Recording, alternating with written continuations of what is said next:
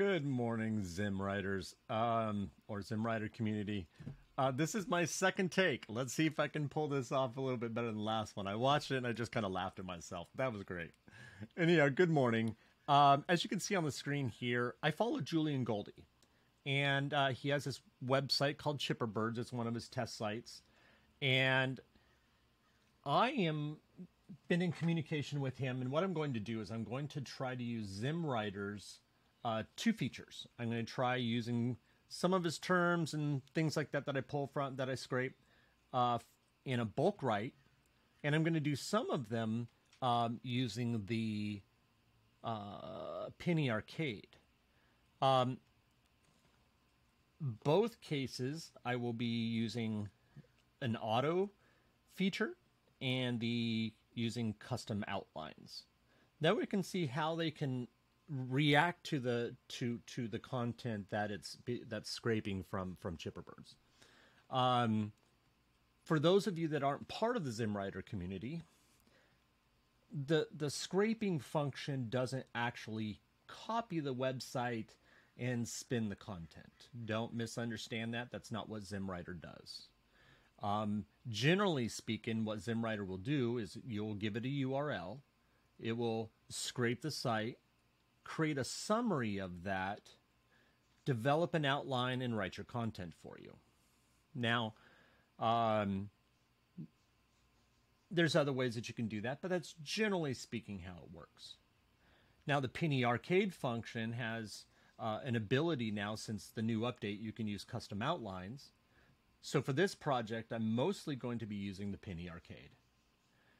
I'm going to be using the Penny Arcade in two ways. One, I'm going to have it just auto-generate the content with its own outline that it figures out on its own. The other one, I'm going to use a custom outline. This is going to take a little more thought and a little more planning and more selective of the content that I'm going to use from Julian's website. I'm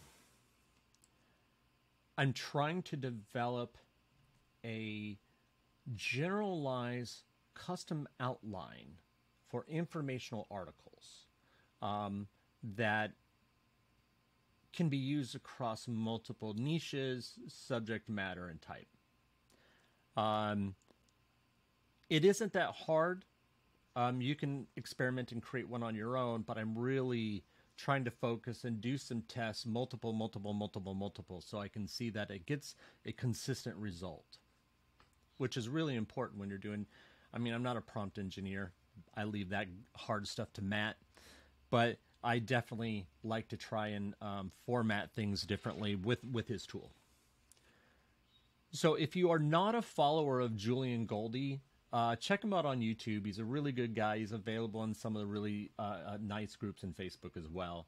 And stay tuned. Like, share, subscribe, follow, do all the normal social media things, and I'd really appreciate it. Trying to see what else we have going on that would be important right now. I am developing a third part to the local SEO Buffet. Still working on putting all the pieces together for an avalanche. I put an article on the site, but I haven't done the video for it yet, and I need to clean up that article. I don't have images or diagrams or in-depth explanations.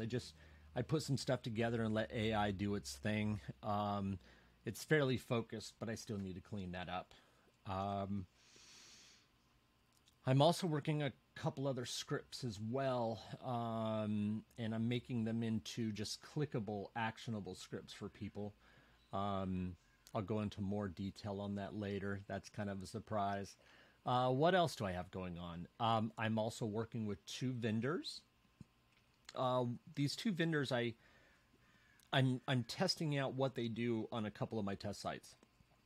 And I really, really like them. And I may have a special thing that it's only for people that take the class, because one of the owners happens to be a member of the ZimmWriter group.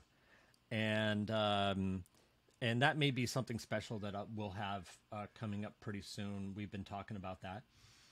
And that looks pretty promising. What else?